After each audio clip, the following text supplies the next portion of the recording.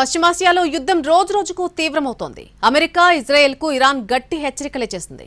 త్వరలోనే వాళ్లకు big surprise ఇవ్వబోతున్నామని Iran భద్రతా అధికారి పేర్కొన్నారు.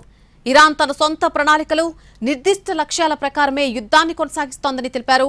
అమెరికా, ఇజ్రాయెల్కు బిగ్ సర్ప్రైజ్ ఇచ్చేందుకు తాము సిద్ధంగా ఉన్నామని హెచ్చరించారు. అమెరికా లక్ష్యాల జాబితా లోపభూయిష్టంగా ఉందని ఎద్దేవా చేశారు. తమ వంతెనలను లక్ష్యంగా చేసుకుంటామని అధ్యక్షుడు ట్రంప్ చేస్తున్న బెదిరింపులు హాస్యాస్పదంగా ఉన్నాయన్నారు.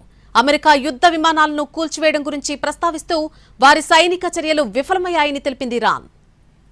మరొకవైపు 48 గంటల్లోగా హార్మూజ్ ను తెలవాలంటూ ఇరాన్కు ట్రంప్ అల్టిమేటం జారీ చేశారు. లేదంటే నరకం చూపిస్తామని బెదిరింపులకు పాల్పడ్డారు.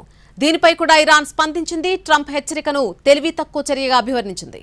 శత్రువులు తమ మౌలిక సదుపాయాలపై దాడులు చేస్తే తీవ్రంగా స్పందిస్తామన్నారు ఇరాన్ జనరల్ అలీ అబ్దుల్లాహి.